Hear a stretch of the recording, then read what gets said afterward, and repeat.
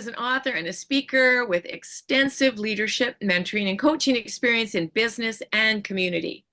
Her writing and calm yet focused drive reveal a passion to make a difference for future generations and motivate others to use their God-given abilities to make a difference in their circles of influence. Anne also plays the drums with orchestras and worship teams. And she serves at her church as their magazine editor. She treasures her friends and time with her husband and growing family. So this is a big year for Anne, a couple of weddings, I think one even this weekend. Yes, that's correct. And a great-grandbaby, first Yes. great-grandbaby on the way. Yeah. So I'm going to let Anne tell you later too where you can reach her and stay in contact with her. But for now, let's get started. So Anne, Yes. you have just recently completed writing a book on grief. I know it's so recent. If you're still writing with ink, the ink would still be wet, right? Yes. So why don't you go ahead and tell us why a book on grief, because it's very different from other books that you've written, these other ones that you've written mostly on mentoring and leadership. So why a book on grief now? Well, that's a good question. Yeah, the topic is very different for me, that's for sure. But the theme of leaving a fingerprint that makes an eternal difference runs throughout all of my books. But you're right, grief is different for me. I never, ever thought I would ever write a book focusing on grief. And this particular book is a devotional. I never thought I'd ever write a devotional. And so here we are. Right now, the book is in various editing phases at the publisher. So I'm not sure when it'll be out, as you know what that's like. So the story behind how this book came about is that a year and a bit ago, my best friend and ministry partner was diagnosed with cancer, bone cancer, and a week after the diagnosis, she had a major stroke. She's widowed, and so I began taking care of her. We had made that commitment to each other years ago that whichever one started to go first, the other one would be there.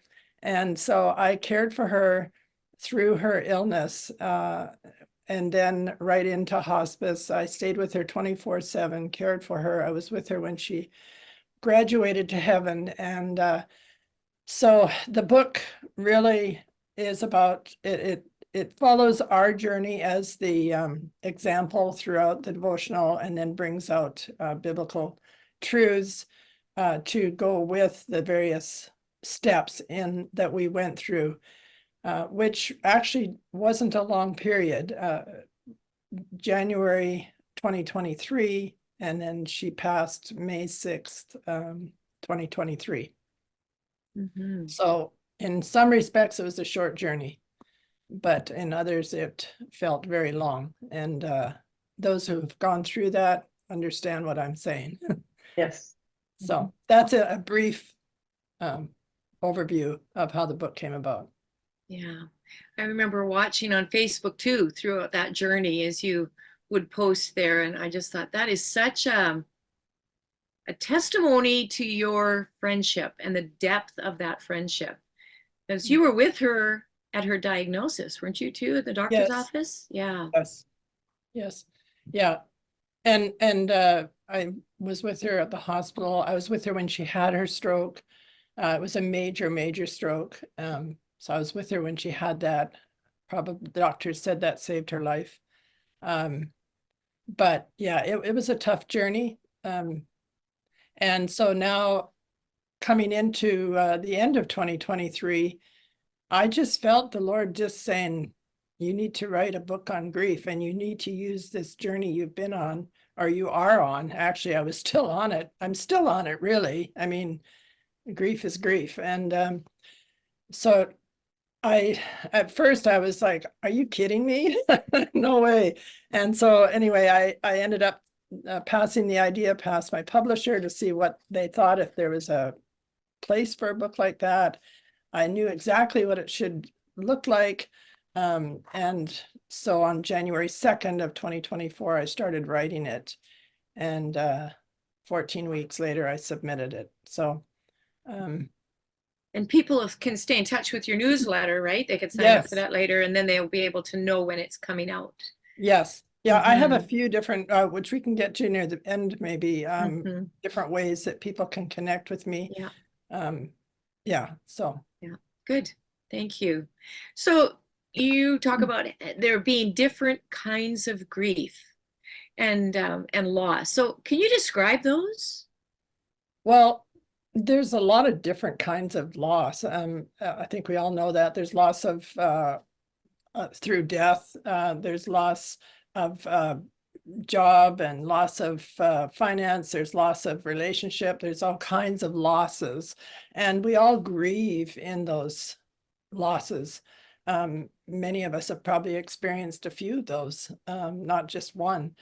But this particular book is specifically speaking to caregivers and to those who have lost a loved one.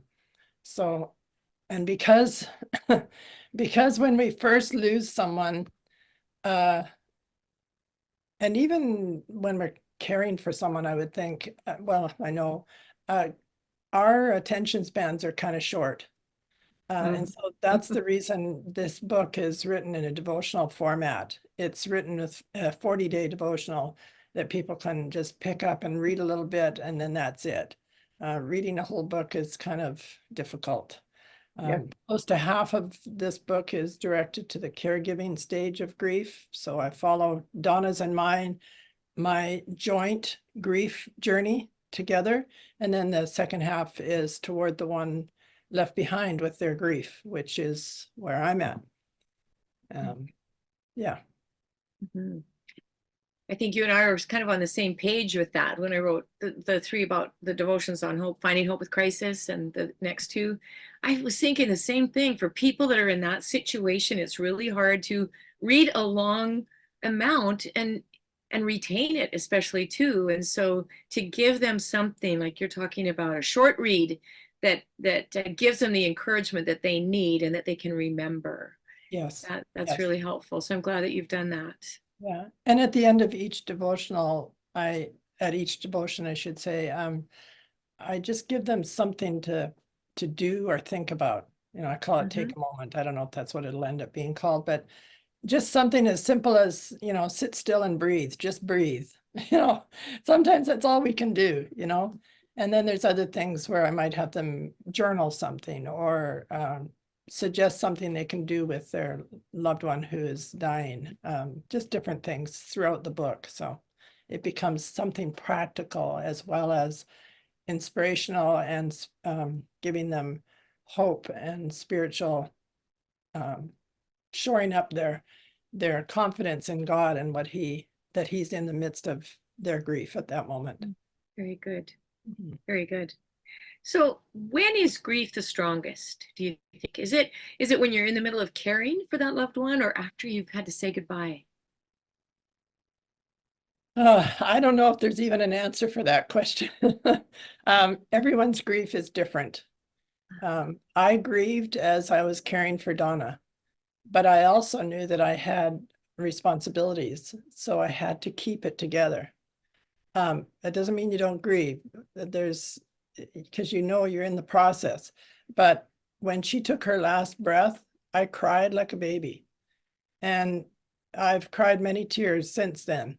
Um, but as time goes on, throughout the caregiving stage, as well as after someone has passed away, our grief changes. It doesn't mean that it goes away completely. My grandma died 39 years ago. My grandma pretty well raised me, so we were very close. I still have moments 39 years later, but it's not the same, right? I also have two younger brothers who died very young. Again, each one of those was different, but what is common, I find, is that we don't really get over our grief. We don't get over it. We journey through it.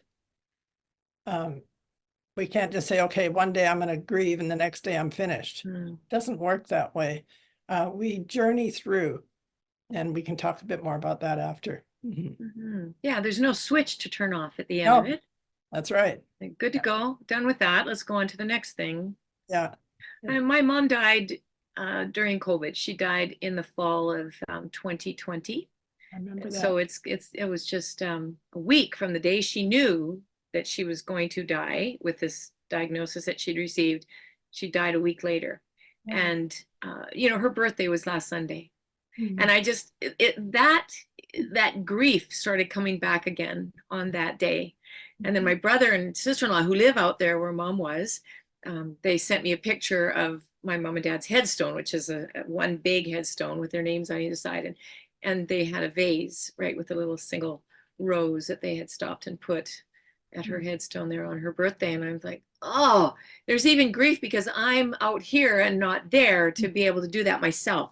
Yeah. So that's another kind of grief, is feeling, yeah, just feeling like I'm letting her down because I can't be there to acknowledge her at the headstone. Does that make sense? Yes, it certainly does. Yes. Yeah, so many different ways that the hurt can be there. Yeah. So you talk about caregiving, which is what you did with Donna. You came alongside her in a way that's just absolutely incredible. And so what would be some of the challenges that caregivers face? Because some of us are going to end up in that position yet, and some already have, some will, but also if we're not, we can learn how to support a caregiver. So what are some of the challenges that a caregiver faces in that situation? Yeah, that's a long list. There are a lot of challenges. I'll highlight four that I can think of right off the top. One is finding time for ourselves without feeling guilty. Because when you're in the throes of caregiving, it just changes constantly. It's constantly changing. And so it's important to do personal checkups. And if you think of the checkups kind of like traffic lights, red means stop. Okay, that means if you keep going, you're headed for danger. So you need to stop and take that time for yourself. Yellow means caution. This is the time you need to take note and just step back a little bit. And I don't mean step away from your friend or your spouse or whomever. I just mean in yourself. You just need to take a step back and evaluate whether or not, is there a time when I could just be by myself for a little bit? Is there someone I could have come and spell me off for a couple of hours, that kind of thing. Green means go. And even when we go, I mean, when you're driving and you've got the green light, you're still alert to what's going on around you. So take that time to exercise and go for a short walk if you can. Have someone, like I said, come in so that you can go for a short walk or just run errands. So just always being alert. Another one would be another challenge is watching our loved ones struggle and decline. That is so hard. It is so, so hard. So in situations like that, being open as much as possible with our loved one who's dying, sit with them and don't be afraid to reminisce with them of the things that you've done together. And also listen to what they're not saying. In other words, listen between the lines. Just listen to what they're saying. Give them time. They need time sometimes to get things out. So just as much as possible, be with them and be open with them where you're at too. Reminisce with them. That's one thought. Another challenge is letting go of your loved one. Letting go is so hard. In reality, though, they too are also working at that. I write about one situation that Donna and I were in when I realized in a moment, I realized that she was struggling with letting go as well as what I was. And so we need to be sure in times like that, we just need to be really sure that our compass is set on God's truth so that we can prepare for the future loss, but also stay present with the here and now, if that makes sense. Because letting go is a process. And looking ahead and being here is important to do both those things. The fourth challenge would be accepting reality. I've referred to this a minute ago, that grief is constantly moving. It's not linear. It's not a linear journey. It's dynamic, always moving, because reality here and now changes. And anyone who is taking care of someone who's not well or who's passing away, everything changes hour to hour. There's always something changing. So in situations like that, we need to be sure that our anchor is secure in God's reality and what is true. And the verse that comes to my mind when I think about that is Colossians 3:2. Set your minds on things above and not on earthly things. Just keeping that constantly before us, because it helps us to see that, okay, this is where my loved one is going, and I'm going to go there soon, one or sometime too. And just always keeping our minds on that and not on the changes that are constantly happening around us. And that would be, it's difficult at the best of times, right? Even when your loved one is a believer and you know where they're going to go. But how do you handle that when your loved one is not a believer? Yeah, it's hard. One of my brothers was like that, and I found all I could do was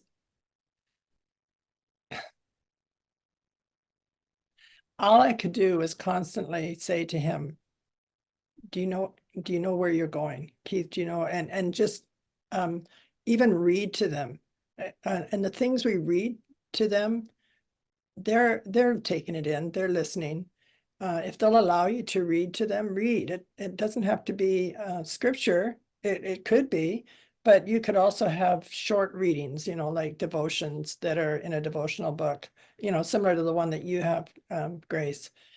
I just find directing them to the fact that God is in control. He is ultimately in control of all things. And being able to lay out to them, this is how we're going to see each other again, and just lay it all out.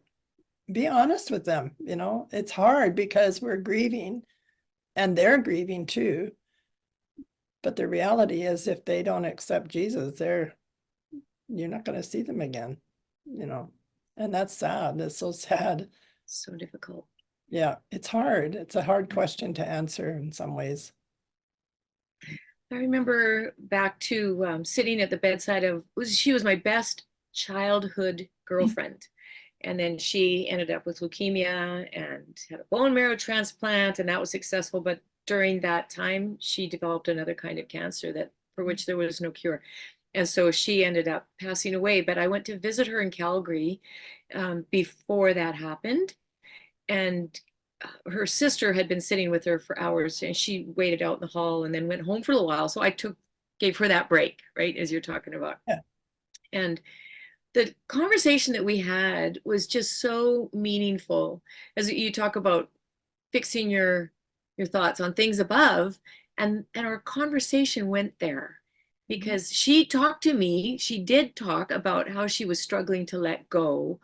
She had a couple of little grandchildren, 3 and under, and she just longed to stay for them and for future grandchildren that she might have and for her kids. But this is not what her journey was doing. It was taking her to heaven, and she knew that, and she talked about that struggle. And yet we talked about how her mom and dad had gone before, and she looked forward to the reunion, and she looked forward to meeting a sister who had died when she was young, and just seeing Jesus face to face. And my mom and I had conversations like that too. But as you talk about them, what are they not saying?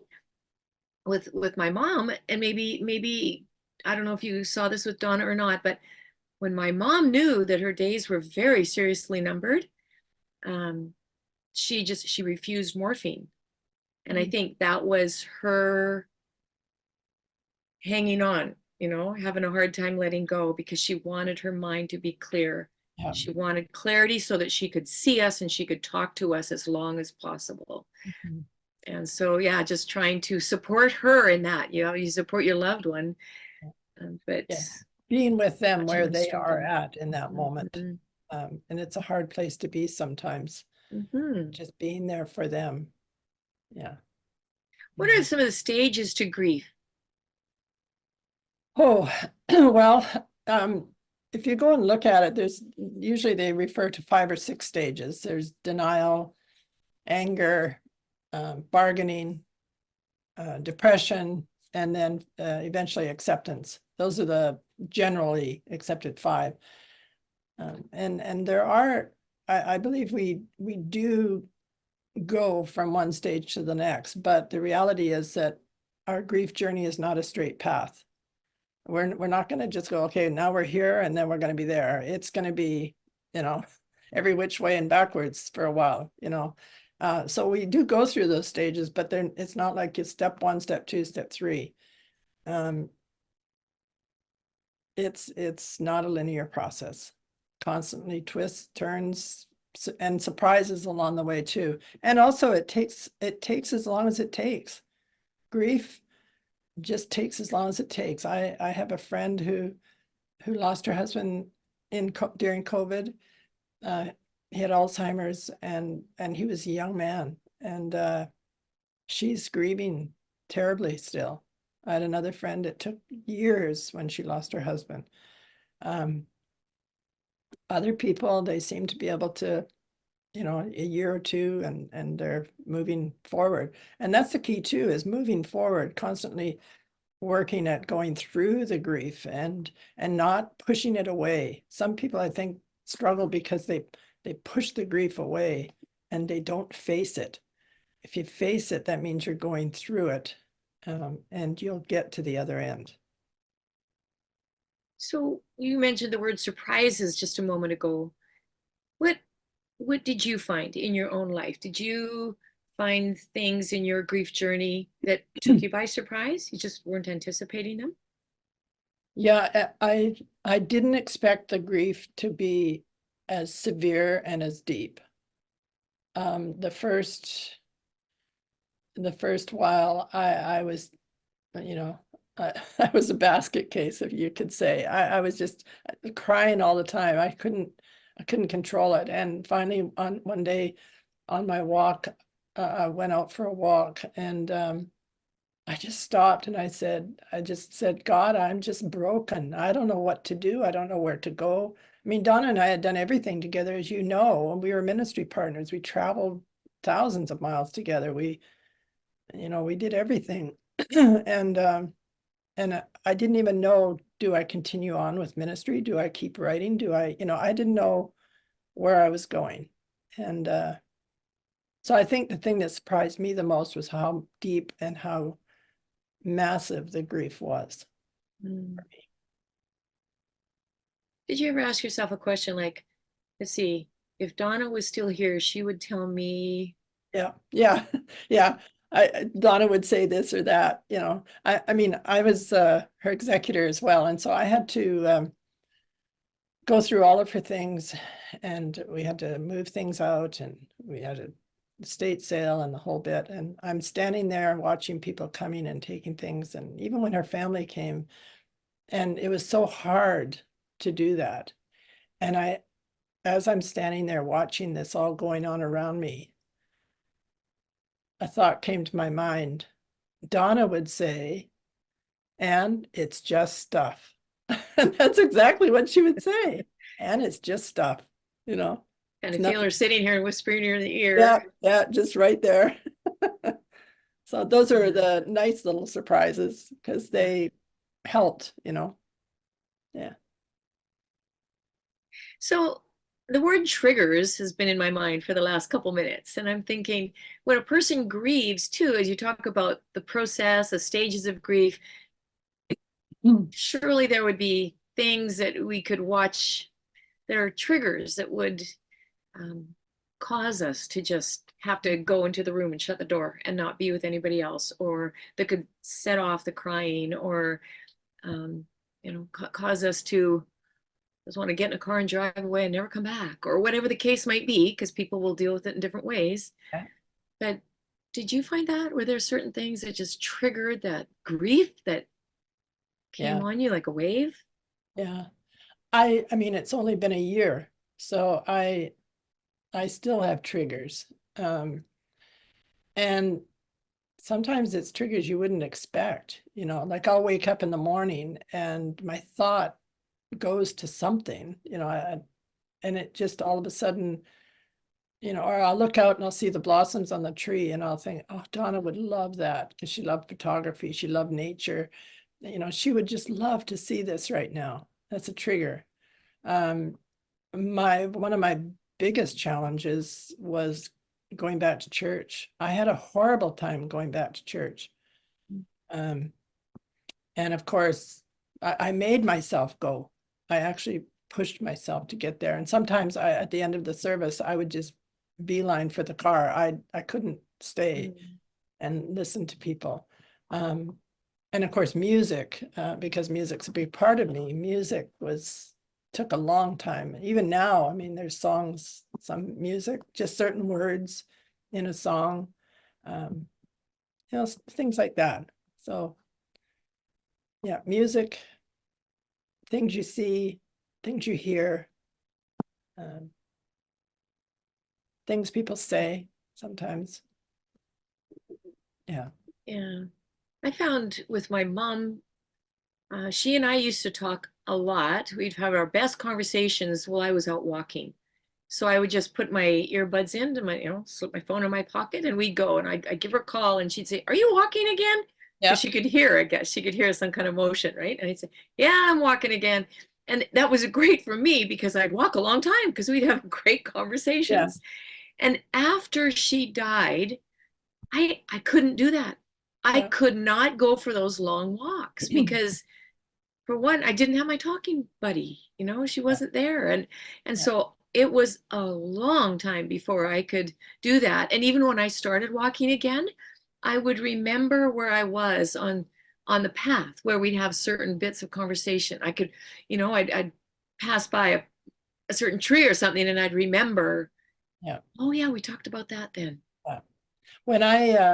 When Donna and I we had this spot that we often would go to just to kind of get a breather and we'd been working hard. And so I'd say, "Hey, you want to go to the river?" Or she'd say that. And we'd go to the river and just sit in our lawn chairs with our coffee and be quiet, watch the fishermen, watch the boats. We'd just be still. And it wasn't until just a couple of weeks ago, I went for the first time, because the last time that we were out in outside together was at the river. And so going to familiar places is difficult. First time I got up and spoke in front of a group, that was hard because she had always been in the audience or manning our book table or something, she wasn't there, so the same idea for you with the walking and your walking buddy, Mhm, so, things. Yeah. mhm, mhm. But those are Hey, precious memories too, they are, yeah, Yes. yeah. So you've just been walking this whole journey. Uh, what I'd like you to share with us is some wisdom on what are good things to say to someone who is in that journey of grief, and what are things that we should not say. Yeah. Sometimes saying nothing is the best thing you can do. Just being with a person. So like going for a walk. One of the most precious things that happened to me was 2 mornings after Donna passed. She passed away at night on Saturday night. Sunday I had family things with her family, and then Monday morning early, about 8:30, 9 o'clock, whatever it was, a friend of mine texted me and said, "You want to go for a walk?"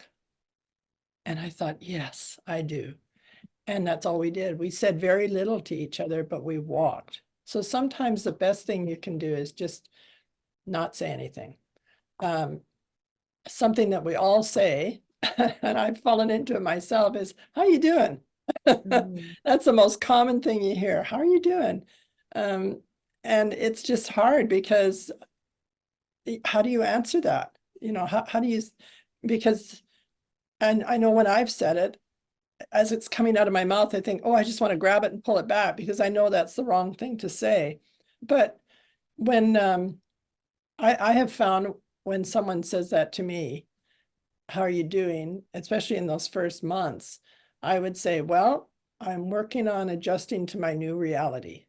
Mm. That's all I would say, because that's all I could say. I wasn't doing great. I wasn't doing, you know, I wasn't going to go out and hurt myself. You know, I was just trying to adjust. So people, often the best thing is, um, you know, you can say, what can I do for you? But lots of times people don't know what you can do for them. They just, um, they just need to know that you're there for them, that you're praying for them. Um, call them up, send them a text, and just say, I'm just thinking about you, praying for you. Just even that means so much more than trying to get someone into a conversation, because conversations are hard. They're just very difficult to go through. A little So, comment like what you just said, Anne. Just being mindful enough to drop them a text or an email or whatever, and just say, "I'm thinking about you," or the old-fashioned print greeting card. You know, put yes, one of those in yes, the mail and just say, "Thinking of you." Um, yes. you're not asking anything of them. Mhm. You're not trying to draw them out, but Yeah. you're just letting them know that they're on your Mhm. mind, and that says Yeah. a lot too. I think too, when someone asks you how you're doing, I mean, we do want to be honest. I'm not trying to say be evasive, but lots of times we don't know how we are, you know? And so we, as the person grieving, we have to know that if they haven't walked through loss of a close loved one, they Mhm. really don't know how to handle it themselves. They may not be able to also handle the full load of the grief that you are feeling. So you don't want to dump all over them, that's for sure. And that's why I started just saying I'm working at adjusting to my new reality. But I do recommend that you find a friend you can be real with, you know, just one person. My daughter was amazing for me after Donna passed, and she would say, Mom, you need to read something, because she knew I love books. She knows I love books. You need to read something. And so she started giving me short novels. Now, I'm not a novel reader. I don't read fiction, and she knew that. So she started with a memoir. I said, okay, Mom, I know you'll read that. And I found that it helped me, because it was almost like it was a way of getting out of the feelings I was having. You know, I could redirect into a story.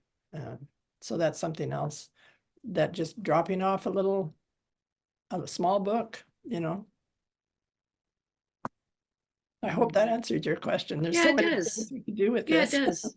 I know that I've always heard, yeah, somebody writes it helped you to take a mental break. Yeah, Yeah, that's good. Jerry, I saw made a comment earlier. Jerry said that when somebody asks her how she's doing, because she just lost her husband a couple of months ago, she says, I'm hanging in there. yeah, I yeah. had a girlfriend who lost her husband in a car accident, and when people asked her, how are you doing? I remember she and I had this conversation. She said, I don't know what to say, because I don't know what I'm supposed to be feeling. I've never been here before. So she started just saying, um, I I don't know how I'm doing. I've never walked this path before. Yeah, yeah. And we need to let people just say that, and not feel like, well, how can you not know how you're feeling? You know, Yeah, because we don't know how we're feeling. yeah. Yeah. One thing that, okay, I'm just going to throw this out there. I don't know if this would be appropriate or not, so I'll just throw it and you can tell me what you think. But when I do missionary care and I see little gals on the field and I, sit in their homes or whatever, and one question that seems to just, whoa, just get them to talk is to just say, um, hey, how's your heart? How's your Mm, heart doing right now? And mm, they just talk. talking. Mhm. And that really shows me where they're at then, right? That- But that's I don't really- know if would that be an appropriate thing to say? Hey, how's your heart? I mean, it depends on how well you know the person, of course. But Yeah, yeah. Oh, that sounds like a great question to me. How's your heart? And they may not be able to answer it as in depth as you yeah. might expect, but they'd at least probably be honest. So how's your heart? Yeah. Because that opens up a whole other area, Grace. I went through a period where it was like I really doubted my faith. I mean, it sounds horrible, but I know that it's not an uncommon thing. It's common. We doubt, and did she really go to heaven? Is there really a heaven? Like all these things bombard us. And so asking a question like, how's your heart, could potentially open up that discussion, especially if it's with someone that they really trust. Because I couldn't have said that to most people at the time, while I'm questioning, because they'd kind of think, oh, Anne's going off the deep end or whatever. But it was just part of the process. Mm-hmm. It's a common thing to go through. Mm-hmm. I want to be sure to leave our ladies some time for Q&A if they have questions. So tell us what the title will be for your new book. Well, I'm hoping this is what they'll keep. So I'm calling it God, I'm Broken. The subtitle will be Finding Hope and Comfort on Your Grief Journey, or Hope and Comfort in Your Grief Journey. Yeah, so that's God, I'm broken. And that's exactly what I said to God when I was out walking. And so when I started feeling like, okay, he wants you to write a book, it was like, that was the title. I just knew it. So That's good. I love that title. I know you emailed it to me and it's a good one. Oh, thanks. Yeah. So go ahead and tell our people where they can get a hold of you. Okay, so we can probably put some of this in the chat too, I guess. I have a website, it's annegriffiths.com. I also have a monthly newsletter called Fingerprints, which goes out monthly. And so you can go to my website and sign up for that newsletter. It's simple to get. You can also join a Facebook group. It's a private Facebook group. I just started like a week ago, and it's already getting lots of attention. It's called Grief on a Bench. And it's a place to encourage one another and meet others who are caregivers or who are grieving a loss. So Grief on a Bench in Facebook. I also have something that I'd love to offer, and that's called something that I put together called Music of the Heart. Donna and I, Donna was not musical, but she loved music. And of course, I love music. And so all through our journey together, we listened to music a lot. And even before she got sick, we would, when we were on driving or whatever, we had music on. And so I created something that has 12 songs. So there's links to the songs. They take them to a Facebook, or not Facebook. They take them to YouTube clips. So there's 12 songs with scripture and journal prompts to help anyone who's a caregiver or grieving a loss to process their grief journey. And so when you sign up for the newsletter on my website, you'll automatically receive a downloadable PDF of this Music of the Heart. And I encourage you to just go through it, and there's journaling opportunities in there and scripture, and just so you can process your own insights, feelings, whatever you're going through at the time. That sounds So, fantastic, Anne. Thank you for that. you're welcome.